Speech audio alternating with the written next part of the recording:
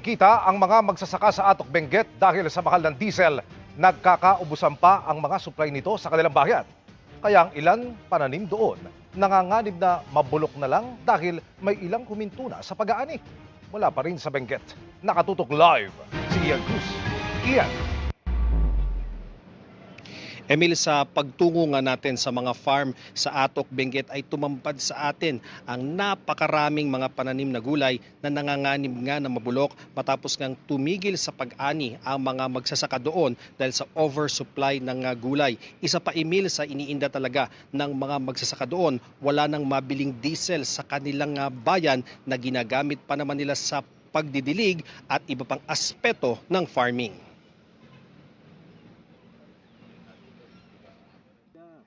Hindi makaani ng pananim na repolyo si Elmo Chuga sa Paway, Atok, Benguet. Nanganganib na itong mabulok na lang at maging pataba.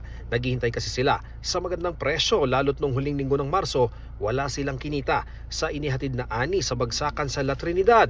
Naipasa lang nila ito sa 4 to 8 pesos per kilo. Pero sa 15 pesos per kilo lang tatabla ang gastos nila sa pagtatanim, pag-ani at biyahe.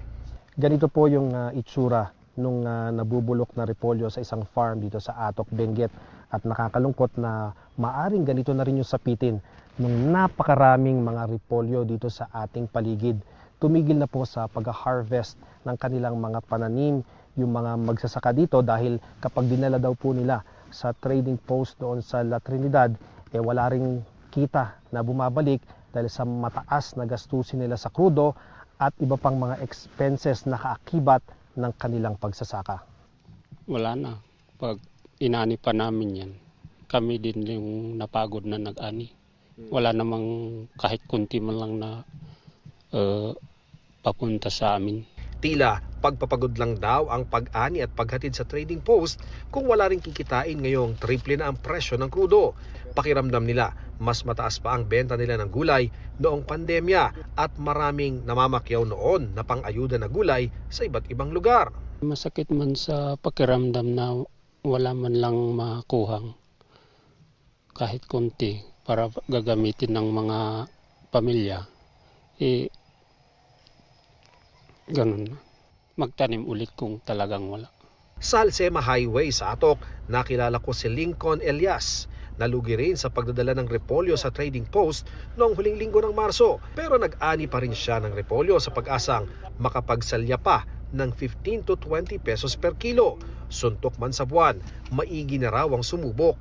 Para hindi masira sa halamanan, ibinta mo lang para may pagbili ka ng bigas lang. Ang 4th generation farmer na si PJ Heights, hindi mapaani ang nasa 5,000 kilo ng pechay dahil sa ibabayad pa lang sa mag-harvest, tracking, diesel at magpoproseso ng gulay sa trading post, lugi na raw siya agad. 6-4, parang namigay ka na lang. Wala, sir. Ano hong mangyayari dyan? Mabubulok na rin yan dyan. Nabubulok na talaga. Kasi hindi mo naman makonsume yan, ang dami. Pero isa sa malaking problema ng maraming magsasaka rito at ibang bayan ng Benguet, wala nang nabibiling diesel. Sold out na mula March 21 pa ang diesel at gasolina sa 2 gas station sa bayan nila. Sa umiinit na panahon, kailangan pa naman ng regular na pagdidilig na ginagamitan ng makinang de-diesel. Lalo silang naiipit sa lumolobong gasto sa diesel na kailangan pang bilhin sa La Trinidad o Baguio City kung saan limitado ang pwede nilang kunin. Mahirap daw kumuha. Tapos yung nakausap ko kanina na may-ari, pupunta ka doon, ibibigay na presyo daw sa kanila, yung presyo na nung may patong na, nung next week. Kaya nag-surrender. Kinukuha pa natin ang panig ng Department of Energy ukol sa kawalan ng krudo sa Atok.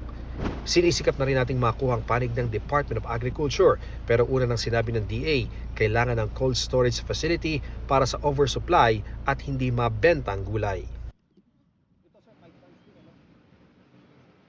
Emil, yung katabing syudad nitong Benguet, ang Baguio City, nagdeklara na ng state of calamity para nga matugunan ang pangailangan ng vulnerable sector doon sa kanilang lungsod. Ngayong nasa National Energy Emergency ang bansa. Dito naman sa Benguet, Emil, tiniyak ni Governor Melchor Diclas na kinakausap nila ang lahat ng 13 LGU ng Benguet para yung hindi maabot ng tulong ng mga munisipyo, ang Kapitolyo raw ang tutugon sa kanilang pangailangan. Yan ang latest mula rito sa La Trinidad, Benguet. Balik sa iyo, Emil.